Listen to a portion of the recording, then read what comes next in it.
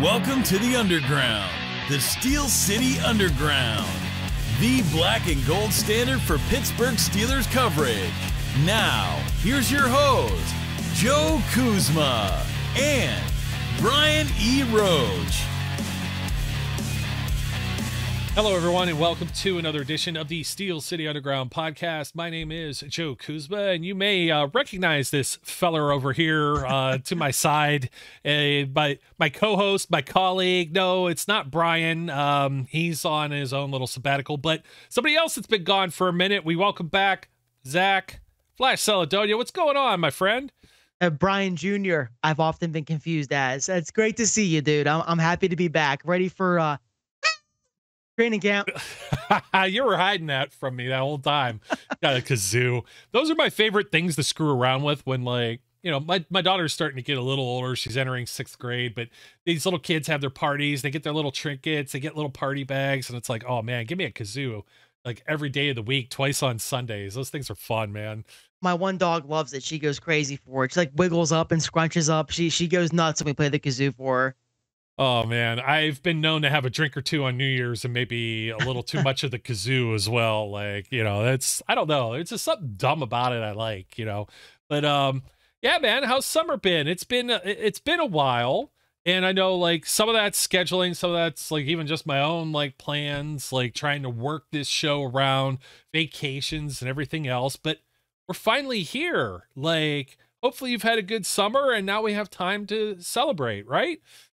Yeah, I mean, summer's been great. Nothing out of the ordinary. Pretty normal for me. But I know this delay up until camp has felt longer to me anyway. I can't speak for you, but for some reason, this offseason has felt so long that for the first time in a long time, I found myself actually not thinking about the Steelers at all for days on end. And I don't know if it's because there's so much turnover with the team, so the excitement for it has kind of canceled out the anticipation where what else could we do besides like a couple of in-camp moves, which could happen. But I feel like there's been so much that has been done with the team, and we're all excited to see that at the peak of that news, it was super exciting and we're all ready for camp, but there hasn't been anything that has happened in quite some time. So it's felt like the lull of the offseason has been so long.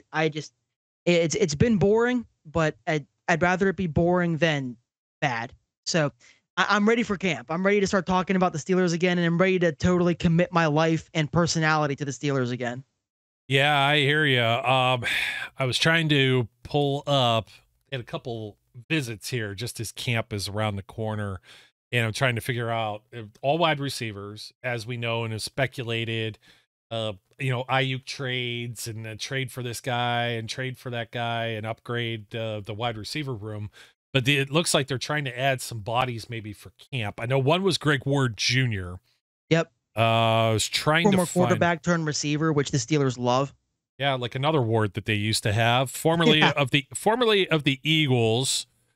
And I mean, is it really news? Justin Fields says he only wears fake jewelry from Amazon. Well, good for him. Won't get stolen. Me too, brother.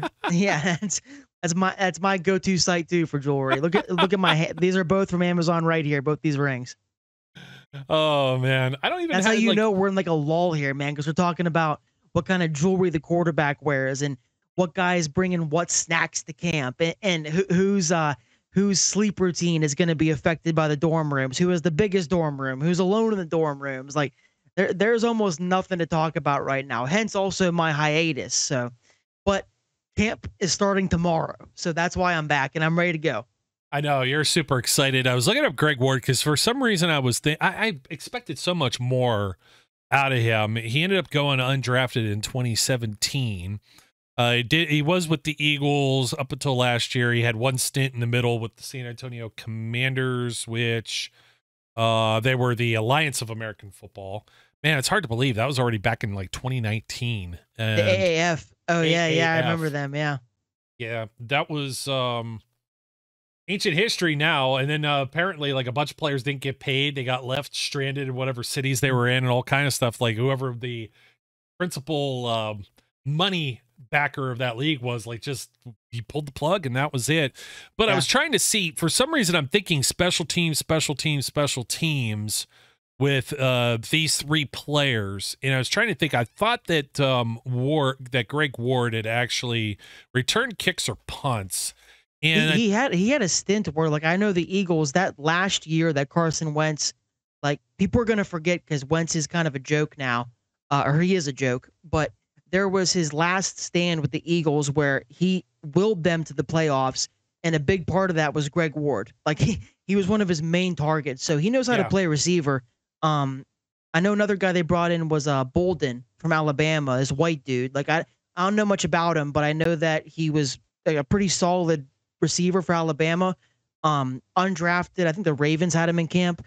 And then the other guy's last name was Black, but I don't know much about him aside from he's a big dude. I think like 6'4" maybe was that guy. So yeah, they brought in three wide receivers for tryouts, which could ultimately result in none of them being signed. But they did bring the three of them in because yeah, I think they're looking for some camp bodies right now. yeah, former Tariq Black, formerly Black, of the Baltimore Ravens, and Slade Bolden of the Falcons. Obviously, Greg Ward, the most accomplished. I wasn't going crazy because this all has a point. It's like, what are we looking forward to? Cordarrelle Patterson. I'm never That's going him, to. yeah. Yeah, I'm trying to say his name. He's going A to be lot of returning syllables. kicks. Yeah, he's not a punt returner, and I think they're still going to be looking for somebody that could do that. You're not going to have George Pickens doing it, and if Calvin Austin ends up being a starter, who else is going to do it? Maybe Quez Watkins. So you're going to have some competition. You need somebody there. Mike Tomlin doesn't like to use defensive backs in those type of roles. But also, so Greg Ward hasn't really done anything for the last 2 years. You're not wrong. 28 catches, 254 yards and a touchdown. 53 receptions, 419 yards in 2020 with 6 touchdowns. And he also had a number of kick and punt, mostly punt returns. He did have a kick return in 2021, but he had 21 returns, was his career high in 2020. Didn't have any since then. So he has some experience in that category. And he was also, I believe it was somebody that they interviewed. Maybe it was a pre-draft visit, but I remember there being like something surrounding his name during that 2017 draft process. Yeah, that's all I know about him. Is I remember the highlights he had with the Eagles towards the beginning of his career. Didn't really follow much otherwise about how his career went outside of that. But I know from seeing those few games when he was younger that he can play.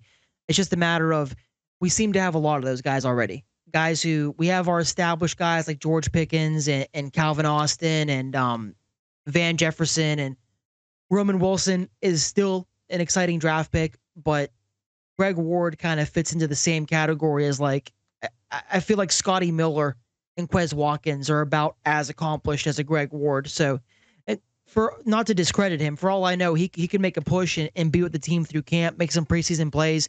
But the level of guys that they brought in for these tryouts, him, Bolden, and Black, right now the expectation for them is to not make it much farther than the first few preseason games. Yeah, I hear you on that.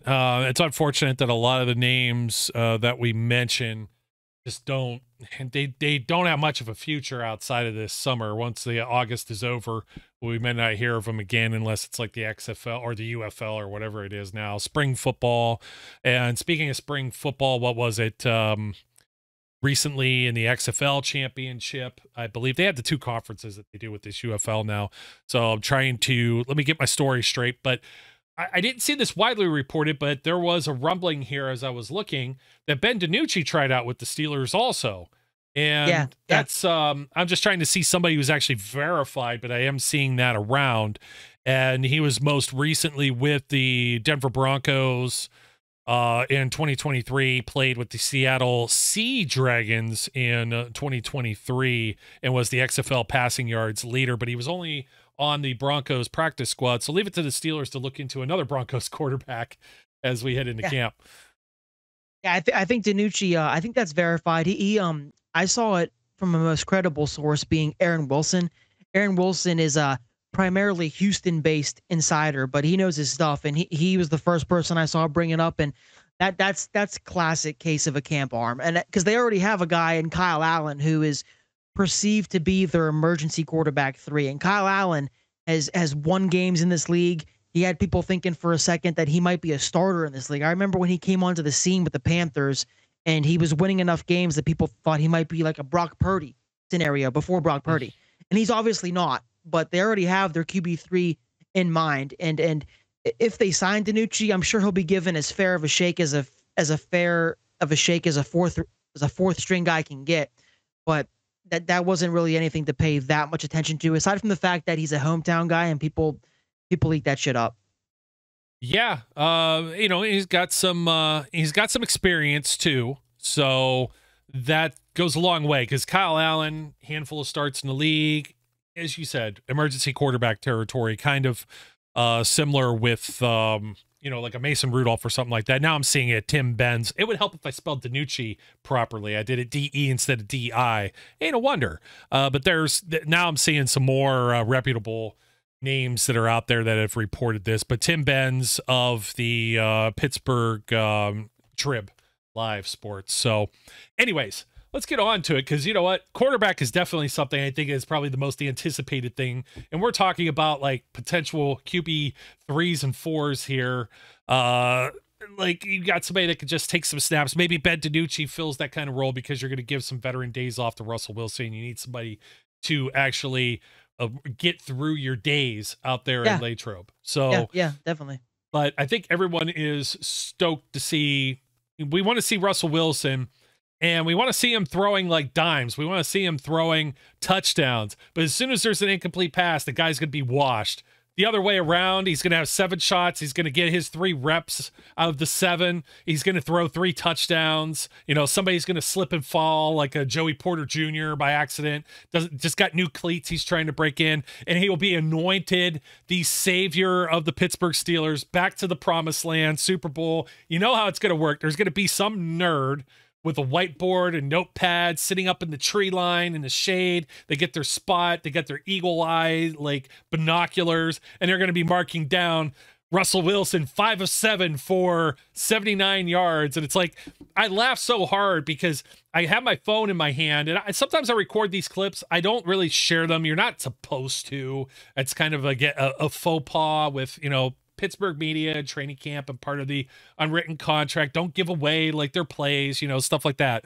So I usually don't share much of that stuff on social media anymore. And it's just time consuming to be in the moment and you miss something else, right? But I use it as kind of like my Cliff Notes. I go back and I'm like, hey, what ended up happening? Oh man, that was like a really awesome play from Russell Wilson. And it's like, they tell you like these other guys are telling you what they throw for incompletions. All of a sudden it was like, well, you had like 4 more pass attempts than what you got here. It's like they're only counting certain drills, certain plays. So everything right now, it's kind of back into the National Liars Month where everybody gets a little like overhyped and there's 32 potential Super Bowl contenders out there. Oh yeah, it's really hard to not get sucked into the hype, dude. I am speaking from experience because I always fall into the hype. It's partially why I've tried to stand my ground with the whole wide receiver 2 thing, because I have fallen victim to the, so-and-so's in the best shape of his life, or so-and-so's really looking revitalized out here so many times that I don't want to fall for it again. And quarterback, of course, is a different beast, but I just saw today there's like an hour-long clip from Steelers Live, which I've never seen them post as long of a clip before. It's a mainstream Steelers account. They work for the team, and it's an hour long. I think it's like actually 53 minutes, but you got Russell Wilson on there, Troy Fatanu, Dante Jackson, like Jalen Warren, Najee Harris. They interviewed a bunch of different players, Alex Highsmith, and the way Russell Wilson talks, it's hard not to get sucked in, man. It's really hard to not get sucked in. I don't know if this guy's playing quarterback or running for president. Like he has all the right answers. He knows how to talk about the team. He knows how to dance around questions that he doesn't want to make himself look like, chauvinistic or too confident. And he just seems like a guy who is a 13-year NFL veteran, a Super Bowl winning quarterback. And it makes sense that he can talk like that. But this is part of why we do what we do. And it's part of why training camp is so excited, because at this point in the season, even teams like the Saints and the who else sucks? The Titans kind of suck. I mean, Raiders. even Raiders, thank you, thank you. Yeah, even teams that are not good by any means, like nobody thinks they're gonna push for a playoff spot. Every fan base has this time of year to think positively. Everything is optimism. Everything is what could be, not what can't happen just yet. And the Steelers are no different. And I also used to tweet every single thing I saw, every single thing I heard about training camp, every rep, every block, every pass, every catch, every defensive stop. But then you learn that it means less and less. And yeah, I'm not like Mark Wahlberg in Shooter or Soul Survivor where I'm up in the woods and I'm taking videos because yeah, videos are frowned upon. So I don't want to get in trouble with the NFL or get my account taken down by Elon. But you see enough. The thing is, you got to look out for patterns. Like if Justin Fields or Russell Wilson has a couple good reps, that's great, but it's practice.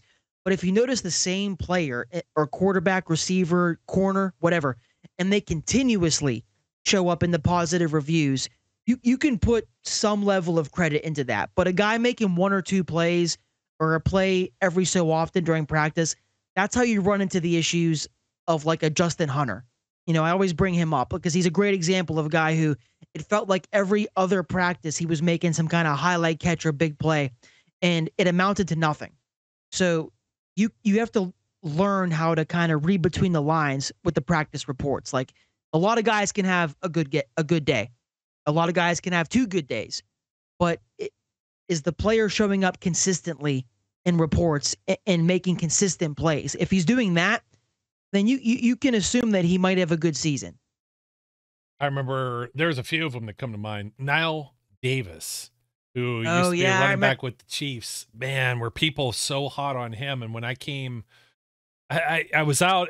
They moved to turf, like to one of the high schools, because of like some rain and stuff. I remember Brian was with me, and we went to this practice, and I was just like, man, this guy just doesn't look all that sharp. But that first week. And it isn't like all the starters. You're not wearing pads yet. And I just remember I was like, I don't know. I'm not seeing it. Like, am I like on another planet? And I think that quite frequently. There's certain guys like the 1 year example, Jamar Summers. And I was like, man, this guy. Oh yeah, the cornerback. Yeah, he might have a chance of making the team. Nearly did. He led the one of the spring leagues. He led the league in interceptions and stuff. He was solid. He was solid enough to be like, you know. He just wasn't good enough for the NFL, but he was like a smaller guy and he was great in like those other leagues. But he stood out, you know. There are some other things that stood out. Dante Moncrief, when he messed up his fingers, and that's all. Nobody talked about it. You know what I mean? And we saw he wasn't using his one hand throughout practice. But the very first practice day or two of practice in camp, Ben was nailing them, and it was like, oh man, here we go. Here's a veteran player. It's going to be a big, like a boost, like a feather in the cap of this team. And then that just like petered out real fast. But yeah, 4 weeks, right? He was on the team for 4 weeks, I think. He was definitely gone before the week 9 trade deadline. They cut his ass. Yeah. But I remember he was responsible for Mason Rudolph's first interception, and among others, I think he had like 4 drop passes just in that week 1 game up in New England. Patriots game. Yeah, that was rough, dude. Oh, man. And I'm sure there's a few others that we get excited about. And then there's some that actually come to fruition. Like, I always tried to temper my expectation. You get like Craig Wolfley and company, they call them the camp phenoms. And Mike Hilton was one of those names. Yeah, Hilton ended up coming out of that kind of camp phenom type. Well, he was the camp phenom. Yes, Jaylen Warren's one. Ola Adnei, somewhat. Yeah, he kind of counts. Yeah. James Pierre. I mean, James Pierre didn't end up becoming like a #1 cornerback or anything, but people thought he had potential enough to be a comparable starter in this league, and he started games for us. So there are some guys, like I tried to briefly go over there. If a guy consistently shows up in reports and is consistently one of the best performers in camp, he may in fact make the team and make an impact. But that's what you have to be weary of. Is there's a lot of guys who are going to have their day in the sun and they're going to make a couple plays here and there, but it doesn't necessarily mean they're going to be the next big thing. Yeah, and it's where I'm trying to look up and down the roster. Let's go position by position group so we don't miss anyone, and maybe we have some picks for some camp phenoms or whatever. I mean, we're already on quarterbacks. Who isn't excited to see Russell Wilson? Who doesn't want to see Justin Fields do pretty good. Fields is going to be stuck a lot of times playing with the twos. And in the case of this wide receiver group where we're thinking they still need to make some moves, the guys he's going to be playing with, I'm going to have a hard time judging him. I'm going to give him the same, try and give him the same kind of benefit of the doubt as I did before when we were watching, Kenny Pickett or Mason Rudolph taking those QB2 and 3 reps and throwing to some different guys. Yeah. And I mean, even that first year in 2022 with those two, and then Mitch Trubisky is the 3 that were in that battle. Calvin Austin was like catching everything that Mitch Trubisky was throwing his way, but you had Deontay Johnson doing this sit in. I know they asked Najee Harris if he was going to do that. I'm still a little interested in seeing what happens here on Thursday. And if he's out there fully with practice. He said he wasn't. Well, they didn't tell me how the offense was going to go. He gave whatever the standard, line was to answer with about his contract situation, but we know he's not happy with the way running back pay is going. So classic. I want to stay in Pittsburgh my whole career, but it's a business, like pretty much line for line without me. I'm ad-libbing, but he said those exact things at least. Been like, I wish I could stay in Pittsburgh forever, but it's a business. He did pepper in some nice things in between there, but he gave typical player speak. It's in a contract year. Yeah, and so I'm hoping, Russell Wilson and Justin Fields don't look foolish out there, to say the least. Because George Pickens, you're right. I'm worried about that too. As somebody who's very excited for Justin Fields, I wanted him more than Russell Wilson before this all came to fruition. Before we got Russell Wilson, I was pounding the drum more for Justin Fields, and now we got both. So it's a good problem to have. I don't subscribe to the if you have 2 quarterbacks, you don't have one.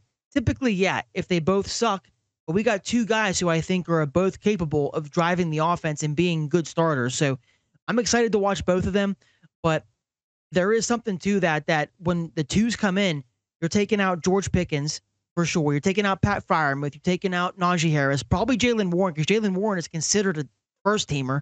You're putting in backup linemen. You're putting in the backup tight ends. You're putting in the backup receivers. And right now, I'm as excited for Roman Wilson, I think, as anybody, because I wanted him to be one of our picks. I had my eye on him. I know a lot of people thought that there was a connection there with Pittsburgh, and they were able to get him at a point in the draft which felt like was a steal. Like, we got him decently late for a guy who at one point had first round, early second round hype. We got him like in the late 3rd. In a perfect world, he'll step into the number 2 role and be great. But right now, you don't know enough about him to think that's going to happen. And if I was 10 years younger, I would be like, this guy's going to be the 2. He's going to be great, going to make all rookie, break records. Like, I still have a lot of excitement for him, but they're just, it's tempered because I don't want to put too much on his shoulders. Being a 3rd round pick receiver, not everybody can be Puka Nacua. The Steelers have drafted guys like Mike Wallace, Marcus Wheaton, Martavis Bryant, all in the mid to mid-late rounds. And none of them jumped onto the scene and were really, really good as rookies right away. Wallace played sparingly. Martavis Bryant took 6 weeks to get on the field. Marcus Wheaton didn't do jack shit as a rookie. And so that is what's giving me pause. I am excited about him. I think he can be a good player, but I think there's something behind what Ray Fittipaldo.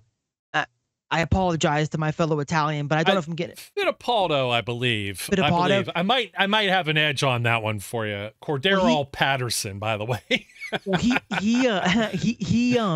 he's a credible source, and he's a in the mix media member, so he knows what he's talking about. And in the midst of all this wide receiver 2 talk, almost a month ago, he reported that the Steelers, whoever told him this, he reported the Steelers are waiting until camp, or at least more intense practices begin, to see if Roman Wilson specifically can grab hold of the number 2 role and look like a number 2. If he can, they're not going to worry about acquiring a guy. If he can't, they will. And that sounds reasonable to me, because I like Calvin Austin too for what he brings to the table. It seems like Russell Wilson is excited about Calvin Austin. He's gone out of his way to mention him multiple times. He's gotten Tyler Lockett comparisons, who Russell Wilson played with for a long time and connected with a lot for touchdowns and big plays. But again, though, we're speaking about I'm talking about these guys in a light that everything just goes perfectly.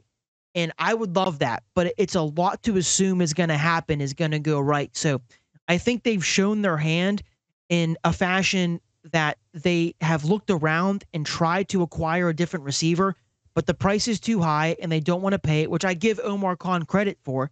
and they feel comfortable enough to at least go to camp and see if a guy like Roman Wilson or Calvin Austin can take over as the two.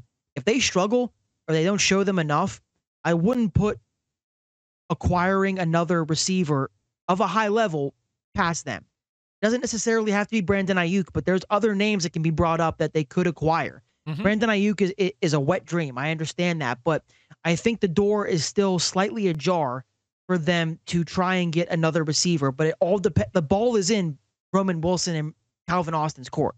I apologize to these players, but I don't put a lot of faith or confidence into guys like Quez Watkins or Scotty Miller or Marquez Callaway. Like, there's a reason why they're journeymen. There's a reason why they're at this point in their career that they're viewed as fringe roster players. Van Jefferson, another one. Like, yeah, I love a good success story. I love a comeback story. Like, I always think back to, speaking of Russell Wilson and Tyler Lockett, there was a guy, I think 2012, maybe before Russell Wilson got there. His name was Mike Williams, okay? Mike Williams was a really highly drafted receiver out of USC and amounted to absolutely nothing throughout his career. And then the Seahawks got him in like 2011 or 2012, and I think he won comeback player. It was close to comeback player of the year. It was really, really good.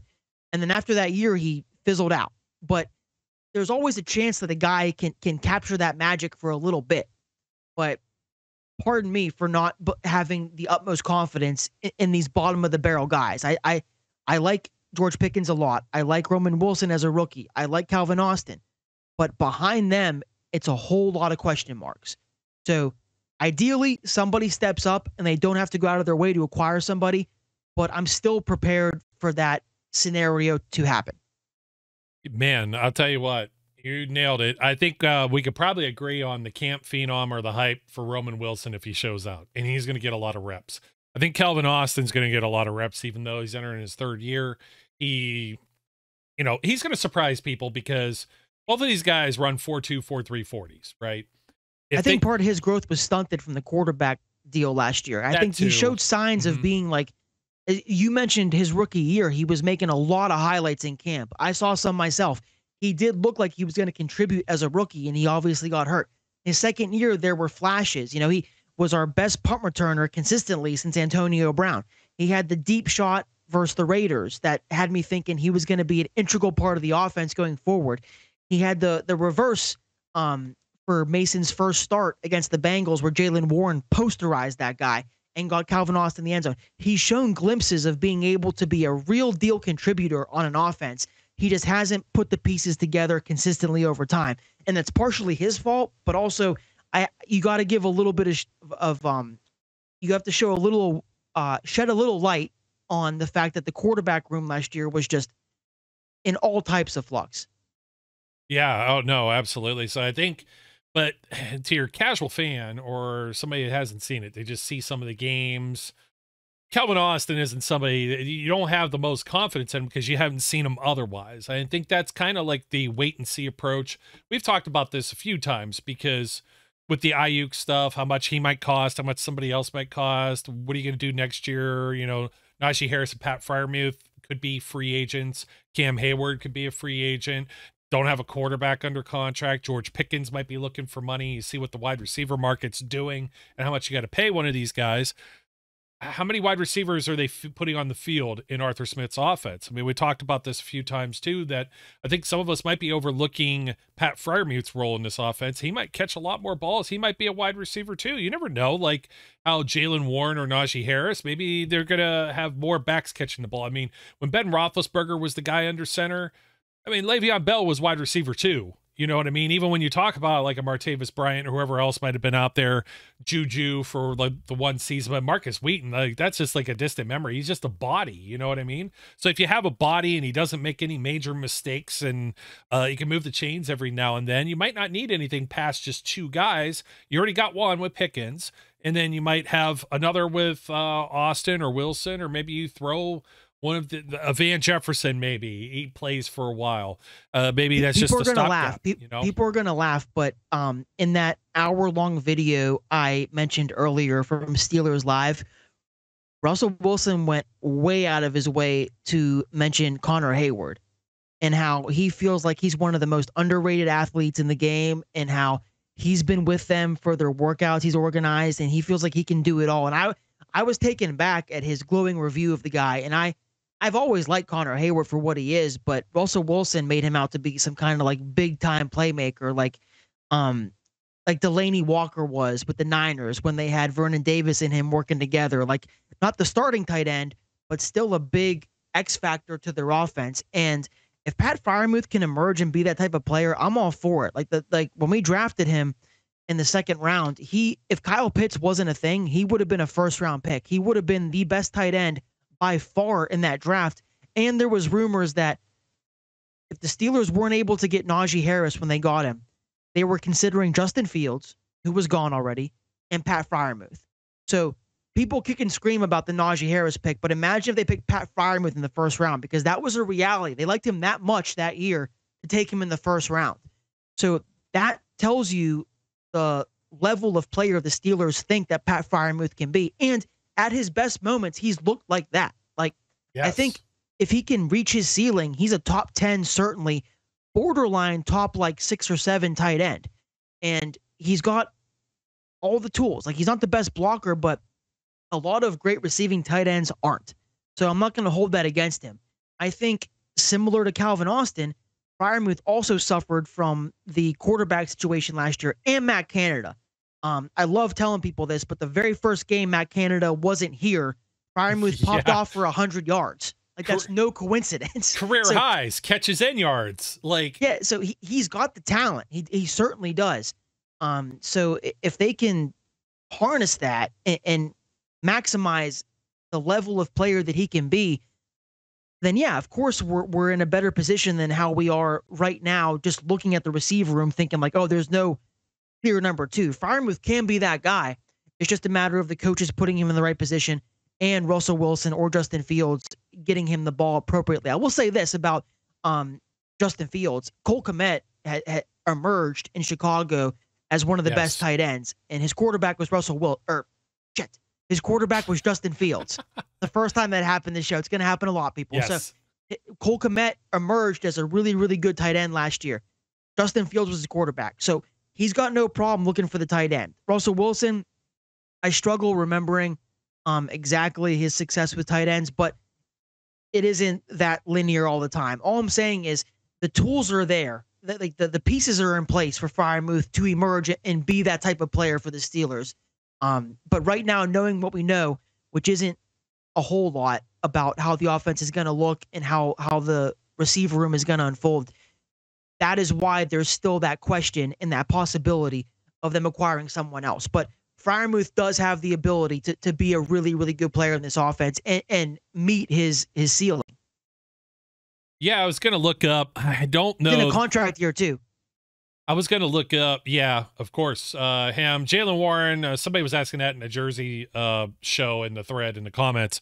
And I said, he'll be a restricted free agent. So he'll probably be in Pittsburgh for 2 more years. But yeah. It's Mike Hilton. Remember that? Yeah.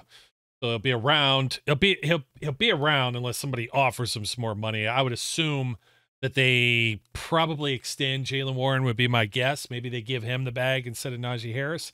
Never know. It's tough to say. When you're dealing with guys that were undrafted players, that's a tough job. You know what I mean? You're always looking over your shoulder. You don't have to draft pedigree to fall back on, like Devin Bush is now with the Cleveland Browns. And there's some praise in their media over that. They fixed the inside linebacker spot. Him and Jordan Hicks that they signed for depth. And you're just kind of like, you just shrug. You're just like, wait, what? Maybe in their system, maybe not. You never know.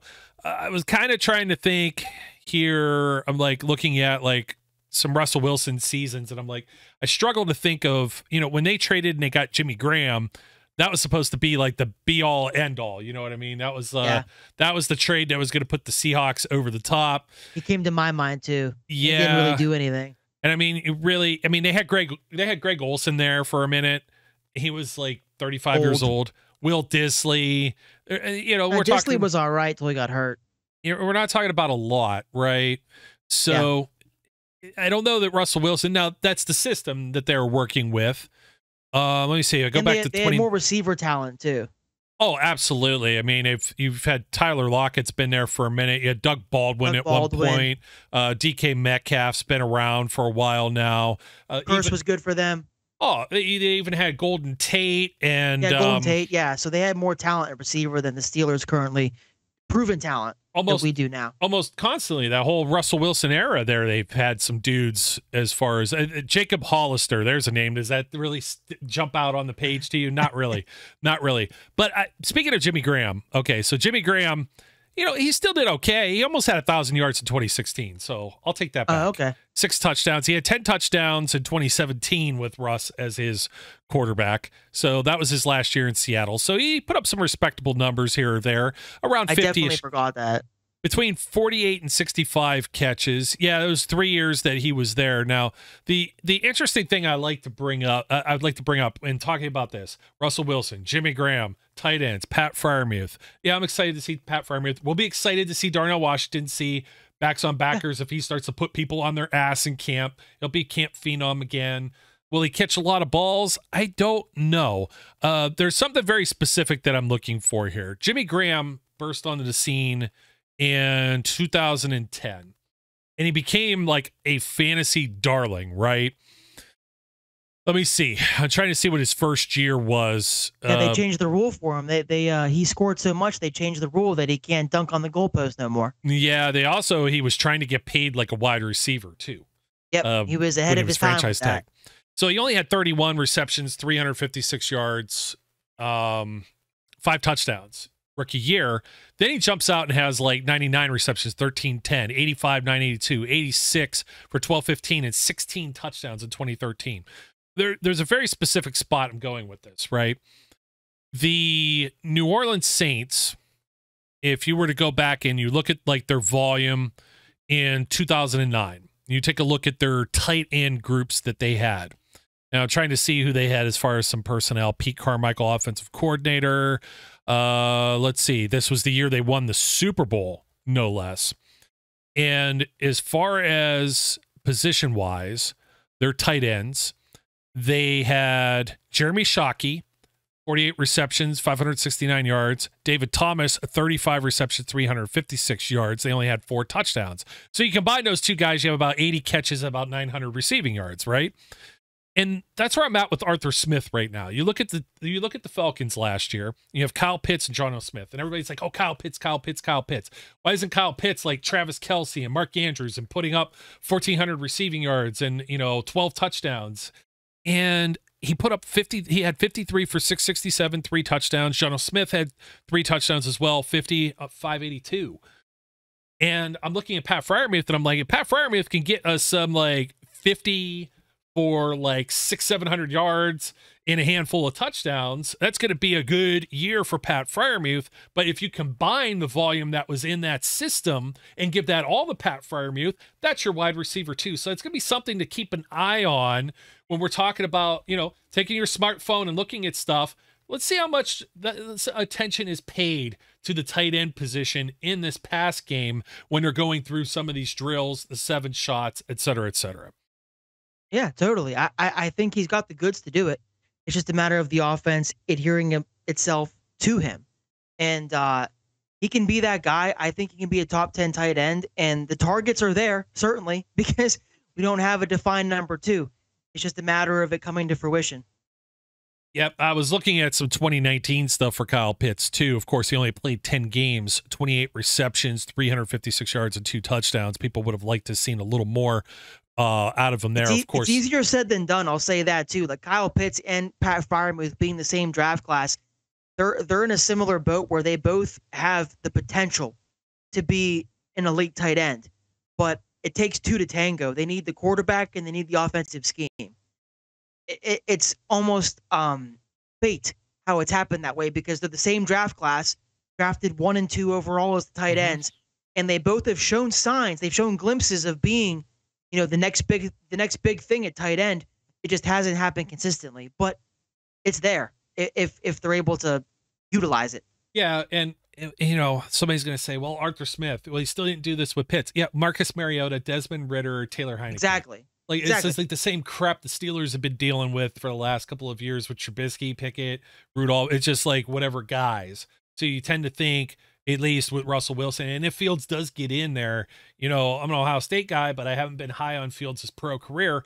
He still did, Cole Kmet did extremely well in those not so ideal conditions, whether it be Fields as the quarterback or the Chicago Bears team as a whole, coaching and otherwise. So I am bullish on the tight ends. You might have something with Connor Hayward as well. Let me mention once more time, we have not mentioned Cordero Patterson, probably listed as a running back. Some people are thinking, oh, well, he's 34 years old. He's not going to get very many touches in the backfield. There might be like one of these, dare I say, jet sweep.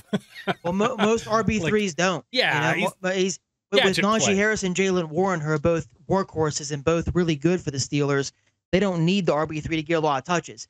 If Cordell Patterson is primarily the kick returner, which he is, and gets like 4 or 5 touches at running back, that's about the workload they're expecting of him. I think personally, and you never know. Like Najee Harris, Jalen Warren, they cramp up. They could have an issue for a game or two, and then he'll have more of a role. But I think his role is very, very clearly defined. And I'll say this to add to the other side of the wide receiver 2 argument, because I have made it known that I want them currently to acquire somebody. But if they don't, it creates more opportunities for not only Freiermuth, but Darnell Washington. Darnell Washington, I feel like he had like 7 catches last year, but they all were for first downs. Like when he gets the ball, get off the track because the train's coming through. Like nobody wants to tackle him. Over.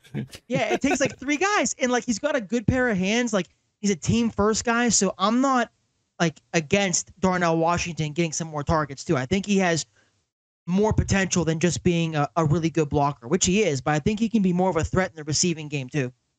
Yeah, and by all means, I'm not trying to say that Pat Freiermuth is going to go off for like 1,200 yards of receiving or anything either. I don't want that to be mistaken, but I'm just talking about teams where one guy takes the volume of multiple guys, and just looking at a past history of Arthur Smith and some other tight ends in the league.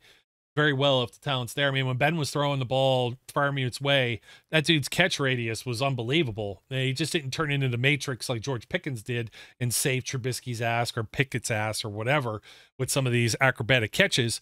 But I think that pretty much tables it really with the whole offense. But I do want to go back to Patterson because I'm excited to see if they do some. Are they going to do some actual drills with kick returning because of the new rules? You got to think that they have to install this, and during training camp at this time, it might be over on the far fields where not everybody's at. But man, I'm really interested in checking this out and seeing how it works out because it's a whole new beast. It's a clean slate across the league. All 32 teams are going to have to deal with these new rules.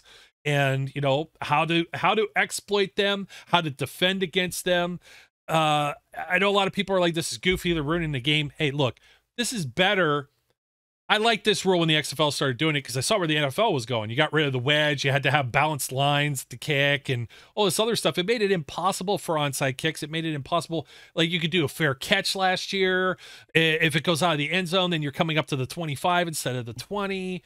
They've done all these little things to tinker, and they've just totally destroyed that element of special teams. Whereas I think this can bring that back this season. So I'm excited to see that in training camp. I'm excited to see the new punter as well, Cameron Johnston. And I almost said Sean Swedem. Chris Boswell, we don't see much of him.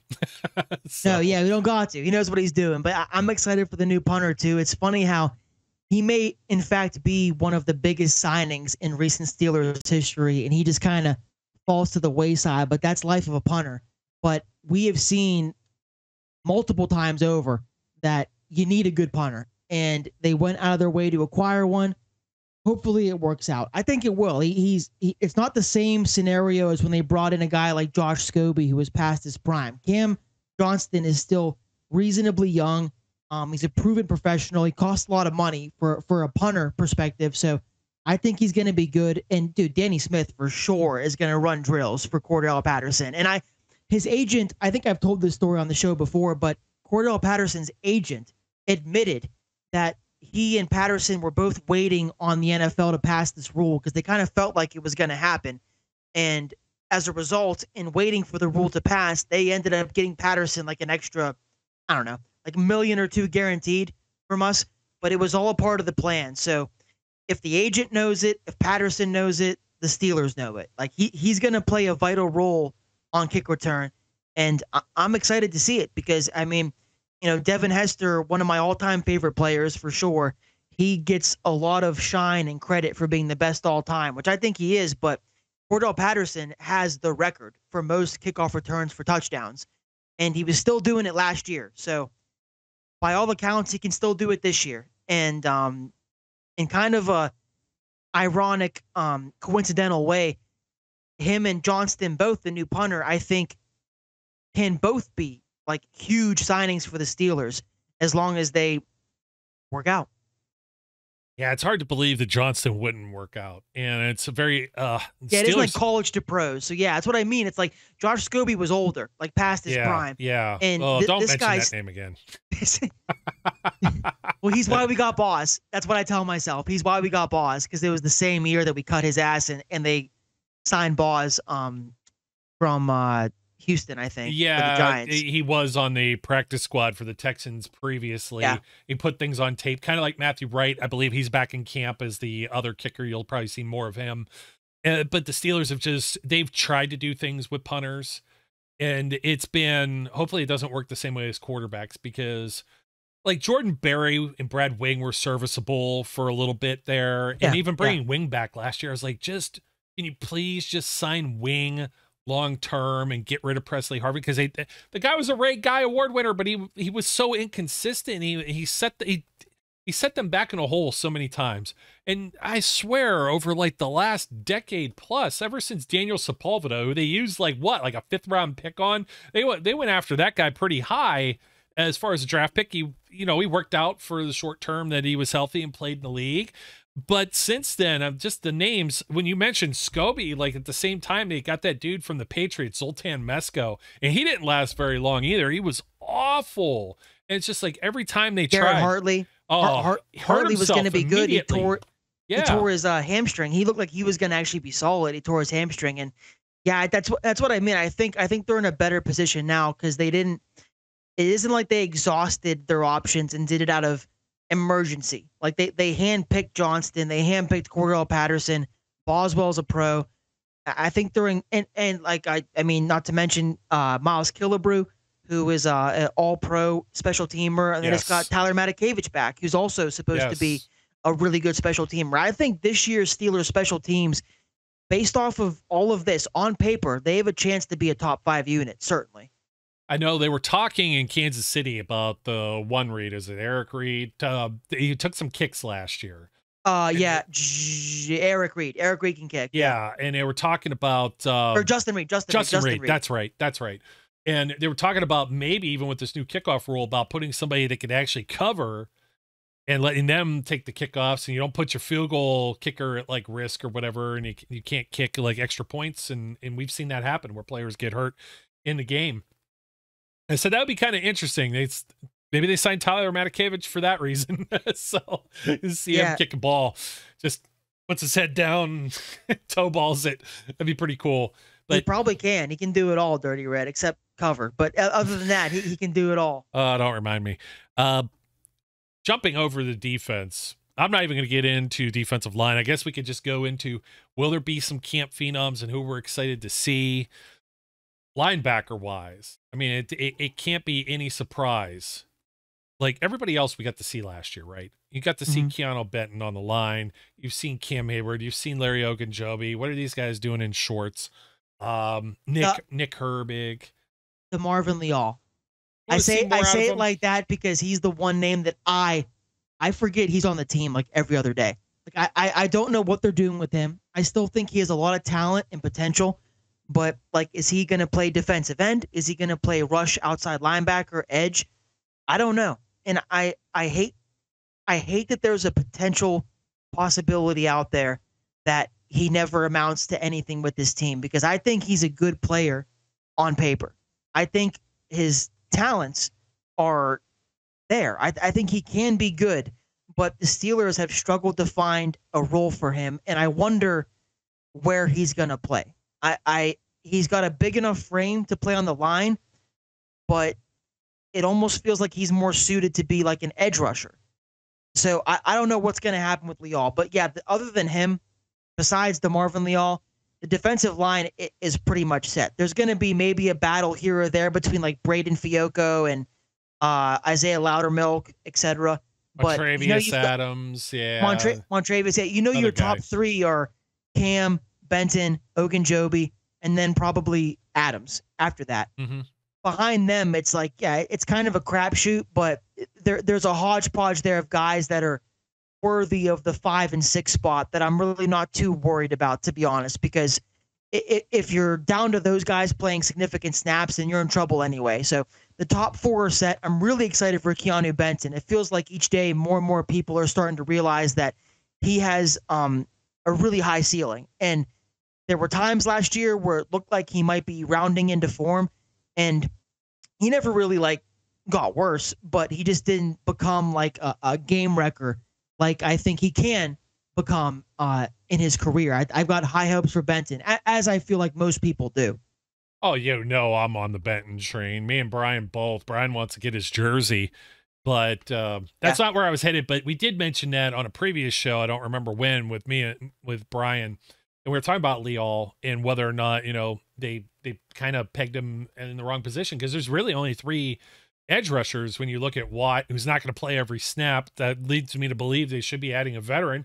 They had added Marcus Golden last year. Herbig was a rookie last year. Herbig's going to get a lot of work, but Alex Highsmith's a highly paid edge rusher now in this league too. Maybe not as much as Watt, but he's up there, right? And he's a top contract with this team. So how much do you workhorse these guys through some of these drills? Are they adding somebody else, or are they going to slide Leal all over? So, I mean, that's a great observation. And I think this year is yeah, that's another reason why Leal, I think maybe should be focusing on, or the Steelers, I should say, should focus on using him more as an edge, because there is no defined number 4. I'm so sick of hearing about these guys every year. You have these beat writers that pick out these practice squad guys and these tryout guys. Oh, he's a dark horse. He's a dark horse. Dude, the chances of that coming to fruition are slim to none. You've got 3-4 sure guys and then nobody. So I think this is a huge year for Nick Herbig. I think he showed a lot of signs last year of being a good rotational pass rusher and a guy who can come in a pinch and provide pressure on the quarterback. And he had a couple vital sacks, and there were times where it felt like this guy deserves more reps. And they didn't have to do that because you got the best edge rusher in the game with TJ Watt and Highsmith, who's in his own right a top 10-esque pass rusher. So he didn't have to play a lot, but the older those two get, the more opportunities Herbig's going to get. So Herbig is one of the more underrated, important factors on this team. I feel like nobody wants to talk about him, and I understand why, because you got TJ and Highsmith. They're phenomenal. But Herbig's role is more important to this team than that of a usual edge rusher 3. Absolutely. And that's the only reason I was thinking was depth. I mean, Watt played. He got hurt at the very end of the season, wasn't there for the playoff game against the Bills. That would have made a world of difference, in my opinion, had he been healthy for that game. It just sucks that, oh, yeah, you lose the best player in football on defense. I mean, he's going to make a difference for sure. As one of the cruel mistress of the NFL, dude. We snuck in, but at what cost? TJ got hurt. What was it, the late third quarter, I feel like? That Ravens game. Yeah, third quarter. Yeah, something like that. I just remember he got up slow, and I'm like, oh man. And then his brother JJ was like, well, that's a great 3 weeks, and I'm like, great. And they're already playing with Michael Walker and Eric Rowe and Miles Jack, and it's and then everybody complains, and they're like, oh, Tomlin can't win a playoff game. Look what he's got out there. It's like the island of misfit toys on defense. I mean, Trenton Thompson and no one wants to think about it, but imagine now, we're all so excited for, this is a good segue, we're all so excited for the linebacker room this year, which I am for sure. Patrick Queen is a top 5 linebacker in football. He was the prized free agent almost on all of defense. I mean, I'm pretty sure, without looking right now, he might have gotten the biggest defensive free agent contract in the entire league currently. I guess corner maybe with Jerry Sneed, but Patrick Queen was way out of their comfort zone. and they addressed the position of need, linebacker, with the best possible guy on the entire market by far. By far. Because I remember the morning that we were going to sign Patrick Queen, I was looking at the available guys and the moves the Steelers had made, or not made, I should say, because we still had a lot of money left. And I figured, dude, it has to be either Patrick Queen or Willie Gay coming in here to play linebacker. And not but 4 hours later, they get Patrick Queen. And then I think it was the next day or a couple of days later, Willie Gay, he signed for like 1 year, $5 million with the Saints. So that shows you what the NFL thought of Queen and Gay as far as being the best linebackers available. Queen was on his own level, his own stratosphere, his own galaxy as the best linebacker available. They got him. They got Elandon Roberts coming back, who played way above his contract last year, played at a pretty elite level. You got Cole Holcomb coming back from injury, and he drafted a kid who a lot of people thought was going to be a first-round pick in Peyton Wilson until the NFL Combine medicals came out and said, oh, he doesn't have an ACL. And you got professionals who've been paid to be scouts in the NFL. They're paid on TV. I'm talking about Daniel Jeremiah. Daniel Jeremiah was on TV, and I've told the story before, but it's good to refresh people's memories. As Peyton Wilson was falling in the draft and teams were making their selections, Daniel Jeremiah was like, I don't understand what teams are doing with Peyton Wilson. Like we all have heard the red flags about his medicals and how hypothetically he might only give you 3 or 4 good years. He said, I would rather take Peyton Wilson right now at the level of player he is for 3 years than a lot of these guys being picked right now for 10 years.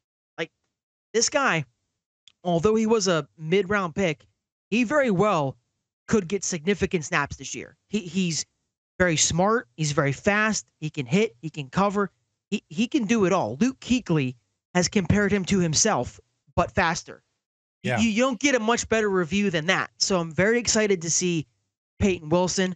And they just brought back Tyler Matakevich, who probably won't, play much defense, but the linebacker room is on paper. I've been using that term a lot, but it's one of the better ones in football, I feel like right now, mainly because of Patrick Queen, but the potential of a guy like Peyton Wilson and the consistency of a guy like Elandon Roberts.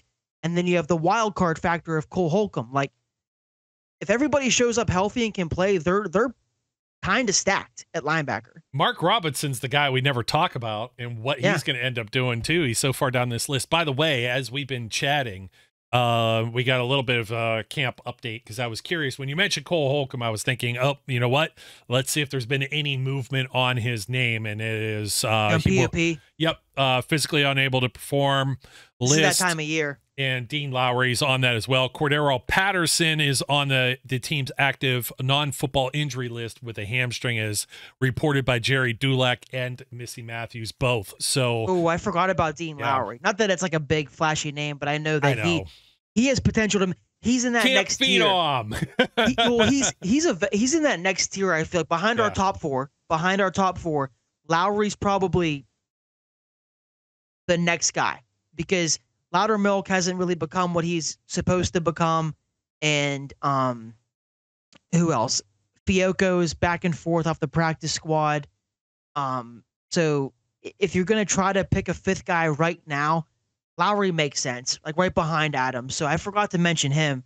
But I think he can make the team potentially. The Patterson thing's a little concerning because hamstrings kind of linger. So I would like to think that's more of like a self-reported injury because that'll happen this time of year. Guys will show up to camp and they'll be like, listen, especially a guy like Patterson, who's like 10 years in, he'll tell the trainers, my hammy's kind of tight. I tweaked it during workouts. I don't think I should go for like the first few practices. I wouldn't think it's detrimental, but it's something to monitor for sure. At a player of his age, it's both something he has a right to say, but also something to just be on the lookout for because hamstrings, they do linger. So that's concerning. And Holcomb, I kind of expected to be on PUP because this is the time of year that even if you're like 95% back, teams will be cautious and put you on this list and activate you when they see is right. I wouldn't go hitting the panic button yet thinking that Cole Holcomb isn't going to play all year. I think you're just being cautious because his knee injury was pretty devastating. Yeah, and later in the year too, and they thought they licked the inside linebacker spot finally with signing Roberts and Holcomb and Quan Alexander. Well, Alexander, And yeah. Alexander, ended up on IR to finish the season. So that's why I'm going to be excited to see Patrick Queen out there.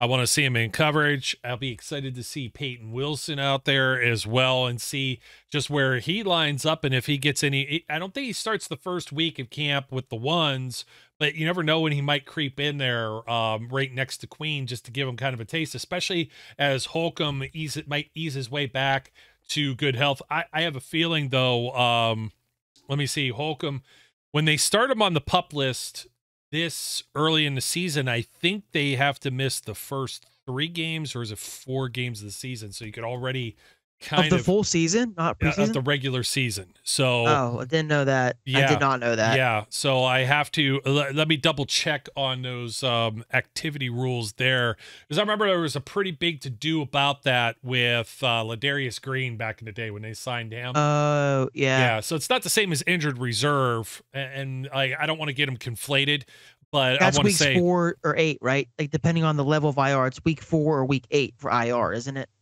yeah, there's you have to sit out X amount of games, and they've changed it so much since COVID. Like originally, like you were on injured reserve, that was it, you were done. Oh yeah, I Then- remember those times. Yeah. And then they allowed 1 player back, then they allowed 2, and then when COVID like hit, then it was like, okay, these guys have to sit out like 6 weeks minimum, and then they could come back, which is I think Cam Hayward missed 6 or 7 games last year. That sounds Yeah, it sounds right. Yeah. well, Maybe 8. that's what we got for that. The maths would show it's got to show up. So I don't think it's a big surprise that Cole Holcomb may not be in camp, and this will open the opportunities for Peyton Wilson to see, because there's so many people that are out there in the media that are like, hey, this is, like you were just saying, this is somebody that could contend for a defensive player of the year, and they snagged him in the 3rd round. It's pretty crazy. So, last A rookie of the year. Yeah. or I'm sorry. Yeah, no, they got the defensive player of the year on the field already. Just everybody voted for the almost sacks guy. So Got close to him, guy. got close to sneezed on him. Boop, Sneezed I on him. scared you, guy. Yeah. Hey, he loves Halloween, by the way, Myles Garrett. Yeah, that it is. fits. Yeah, it does. The boo, I scared you. But in the Camp Phenom category, Cam Sutton has been suspended for 8 games. We don't know if there's any appeal for that. So we might be back on the Beanie Bishop. Who's going to play nickel corner? I am for sure. I'm campaign excited about there. Beanie Bishop. I think you've already brought up Mike Wilson multiple times, or Mike Hilton multiple times. And it's so hard not to get sucked into that comparison whenever you're talking about an undrafted guy coming in for the Steelers and making the team and contributing in a big way. But it becomes even harder when you're talking about a guy who played Mike Hilton's position. Now, I'm not saying he's going to be Mike Hilton. I actually kind of hate that his name gets brought up so much, but it's just you got to keep things simple for some people, you know? And Beanie Bishop, by all accounts, was regarded as a guy who might get picked in the 4th, 5th, 6th round, and he fell completely out of the draft, and we got him. And you've even got like old begrudged beat reporters being like, this guy's probably going to make the team and probably going to play on defense in some fashion. So Beanie Bishop out of West Virginia, I think, has the best chance of taking over that nickel spot while Cam Sutton is out. And you got Joey Porter Jr., who's our proven number 1. At times last year, looked like one of the best corners in football. Even per advanced stats, he put up numbers like that. And Dante Jackson, as part of the Deontay Johnson trade, is a comparable starter, better number 2 than what we've had on the Steelers for multiple years over. Probably the best number 2 from a skill standpoint since Steven Nelson was Joe Hayden's number 2. And then you get into the weeds of the Cam Sutton scenario, and behind him, you're not working with a whole lot there. But most teams are going to struggle if you lose your top 2 to 3 corners. So I think the cornerback room is in a good spot. Could be better, but seeing as what we've worked with here in years past, it's just fine for the time being. And I'm excited to see what Benny Bishop can do, and Dante Jackson, because he's, as far as a Steeler, we got to see how he does, but there's reason for cautious optimism with him. And Joey Porter, if he takes the next step, the TV stations will be talking about him like a top 5 cornerback. Okay, I agree with you. I got to jump back to the Cole Holcomb and the pup list. So Okay. here we go. There's the active pup list, which is what Cole Holcomb was and Dean Lowry were added to, and Cordero Patterson's on an active NFI. So that's important because there is a reserve pup list, which is different. So on the active list, they could come off at any time during camp. They can't be put back on the list once they've been taken off of it. They do count towards the 90-man roster. And if they're on the list as of the final roster cutdowns for the 53-man roster, they then if they're still on this active pup, they either have to go to reserve pup, released, traded, or counted against the 53-man roster as a fully active player. On the reserve list, you have to decide whether they're on this list. Players placed on this list at the time must miss at least the team's first 4 games, which it used to be 6. So there you go. Players can be activated immediately after such time has elapsed. And let's see. Any players designated reserve pup after the rosters are reduced, also subject to the same 4-game absence. So basically the 4-game absence thing will not apply as of yet to these players. And then, of course, the non-football injury list is for stuff that happens off of or outside of football activities. But if you get placed on like one of these lists after the cutdown, so if Patterson's still on this after the cutdowns, then he's subject to that 4 regular season game kind of curfew or whatever you want to call it too. So, Makes sense. So jumping back real quick, somebody else that was hurt, somebody else that we might get excited about, Corey Trice. Might as well throw that out there. With I mean, I fell victim of it there myself. I forgot about Trice. He has all the makings of a potentially good cornerback in this league. It's just the injury things that give you concern. That's why he fell in the draft, and unfortunately, they proved true his first year, suffering a catastrophic injury. But if he can be healthy, then he could be one of these next great success stories in the NFL. It's just a matter of him staying healthy. I think he's got the skill. I don't think that's the question. I think Corey Trice can play because so many people when he was drafted thought that he went way too late and were jealous of the Steelers selecting him so late. And Tomlin's famously referred to him and Joey Porter as the avatar cornerbacks because they've got the, size and the dreads, obviously, but they've got the size and the length that you covet in today's NFL. And it's just a matter of him staying healthy. You don't want to see another Senquez Golson situation where we never even get to see Trice suit up ever for the Steelers because he keeps getting hurt. So he's a name to be excited about. Just gonna have to watch those injuries. Yeah, and there are the other safeties like Deshaun Elliott.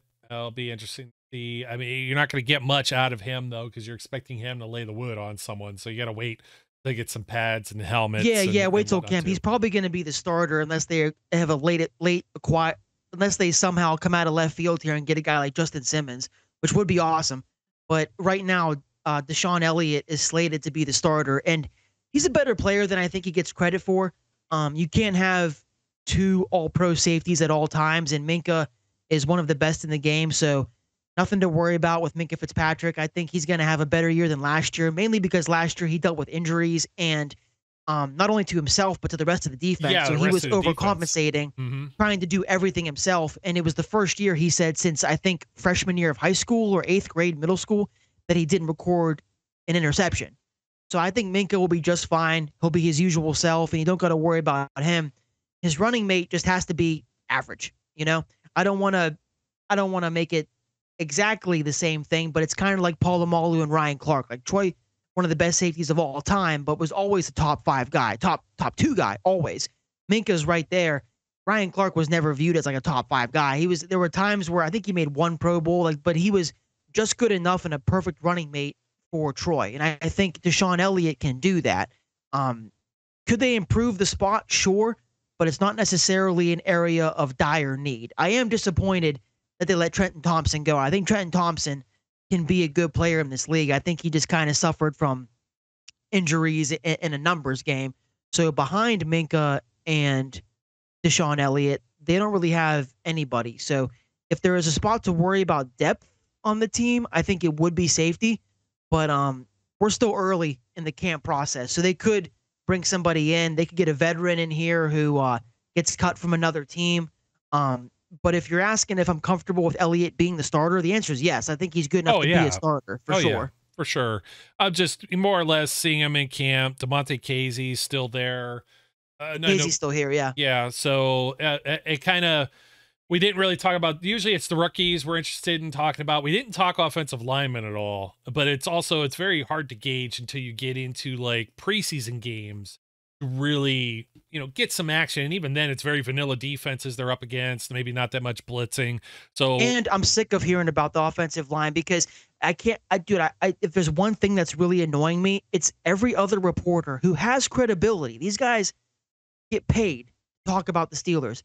And every other person is like talking about Broderick Jones playing right or left. Which is it? As far as I understood, he's the left tackle.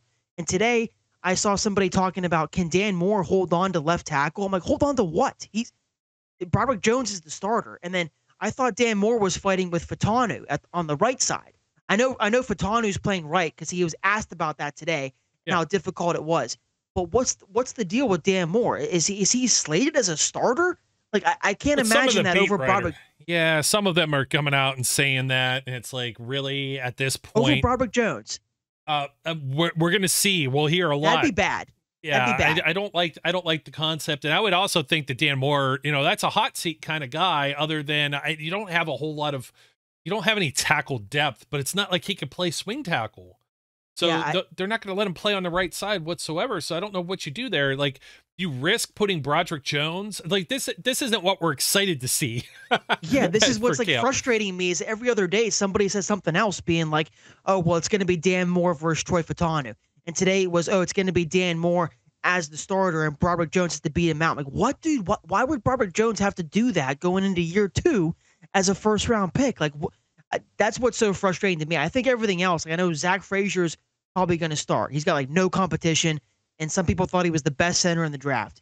Then you got your 2 veteran guards and Mason McCormick nipping at James Daniels' heels. That's all good. But the tackle thing just has my mind in a pretzel because I don't understand where people are getting their information from. I'm excited to see what they come out with in the first practice just to give us some clarity here because I don't know what the deal is with Dan Moore. Like, he doesn't need to play, man. Just put Jones and Fatanu out there. Figure back-to-back first-round picks. Get him out there. Leave him out there. Yep. And I would think you'd be on the hot seat. I think that'd be a team that would want to get a guy that started for 3 years for depth or otherwise. Could trade him, trade, but then where does that leave you? You're like Dylan Cook or something, unless they sign some other veteran that gets dropped from somewhere else that can be a swing tackle. And of course, you never know. Maybe they find something to do with the other Herbig brother or McCormick or somebody as far as just big packages. They're going to send Darnell Washington out there. But usually you're going to want that other tackle eligible type guy, the old Zach Banner or Alejandro Villanueva role.